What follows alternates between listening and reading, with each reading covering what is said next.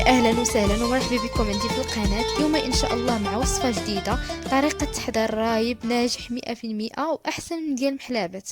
بالنسبة للمقادير عندي 4 ديال المعالق كبار نتاع سكر سنيدة، فاني كيس الفاني 7 غرام، ودانون عادي يعني ما يكونش عاقد مزيان وما يكونش جاري، دانون عادي ديال اصل، وجوج كرتونات ديال الحليب، تقريبا 1 لتر من الحليب.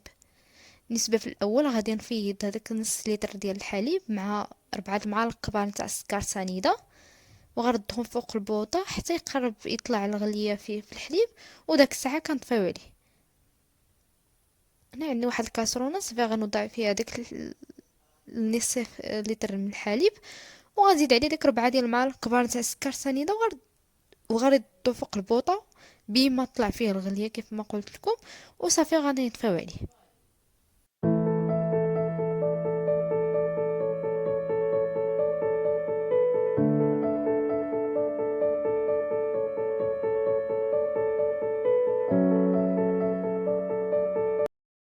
ونايا من بعد ما كنردو فوق البوطه كنقللو عليه النار، صافي كنجيو نحضرو هنايا نص لتر من الحليب، وغادي نضيفو ليه داك دانون اصيل مع داك الفاني، غادي نوضعو كل شيء في الخلاط الكهربائي، وغادي نمزجو المكونات مزيان مع بعضياتها حتى تجانس المكونات.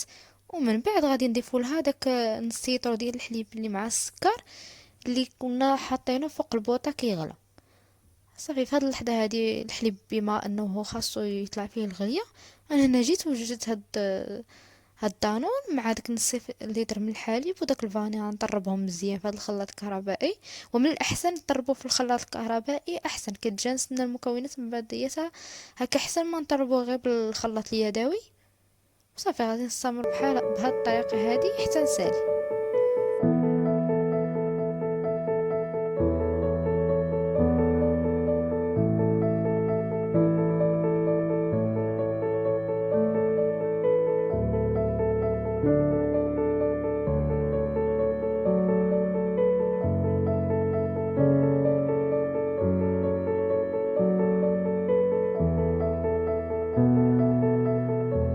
وهنايا من بعد ما طحنا داك الحليب مع دانون والفاني، صافي كنجيبو داك الحليب اللي فايت درنا فوق البوطه يغلى، وكنخليوه يدبا واحد شويه، يعني ما نخليوش سخون بزاف.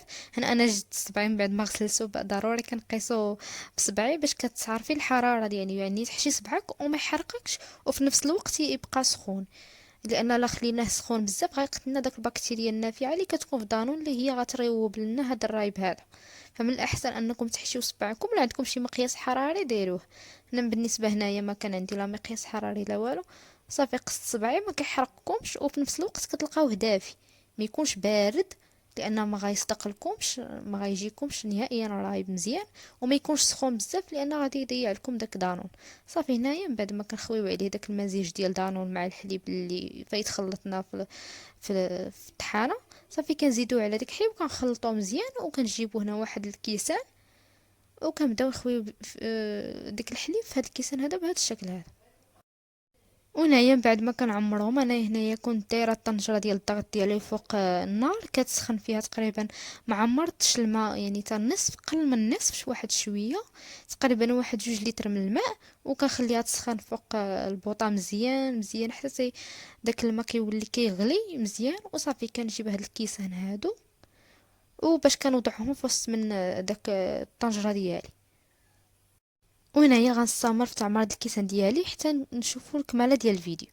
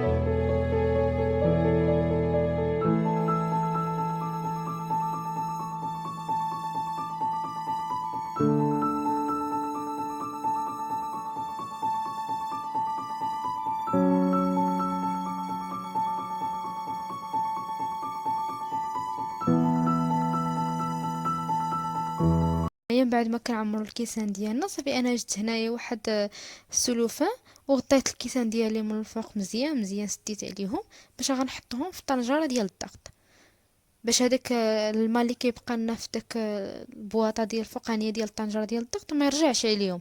يعني داك الماء اللي كيطلع الفوق البخار ما يرجعش على الكيسان، وهكا يعني كيصدقوا احسن. صافي هنايا من بعد ما جبت داك الطنجره ديالي اللي غلا فيها داك الماء مزيان، صافي كما كتشوفوا الماء راه ما وصلش النص، قل من النص، وكنوضعوا فيها داك الكيسان بهذه الطريقه هذه كما هو موضح في الفيديو.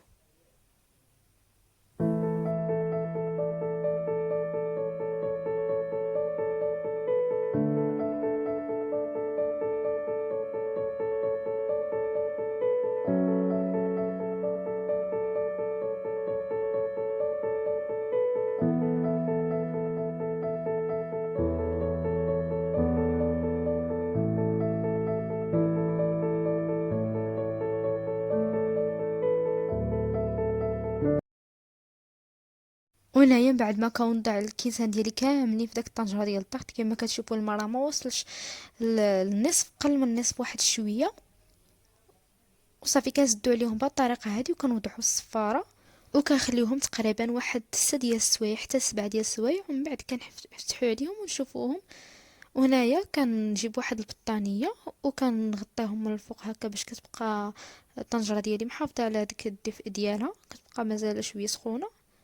وصافي من بعد هنايا من كدوز داك 7 ديال السوايع ولا 6 ديال السوايع كما كتشوفوا معايا هنايا راه الرايب ديالي عاقد مزيان مزيان، وكنخليو عليهم داك السلوفان كندخلوهم الثلاجه تقريبا واحد ساعتين ولا ثلاثه غير يبرد لنا مزيان، وصافي وشد فراسو ونوليو نخرجوه. وهذا هو الشكل النهائي ديالهم بعد ما داز داك الساعتين ما كانوا في الثلاجه. هانتوما كما كتشوفوا هنايا الرايب ديالي راه ناجح وجاي بحال دانون تماما، واحسن من اللي كيتباع على برا في المحلابات، كيجي ناجح 100%. نتمنى هذا الفيديو هذا ينال الاعجاب ديالكم، وما تنساوش الاشتراك في القناه، وتلقاو في فيديو جديد ان شاء الله مع وصفه جديده.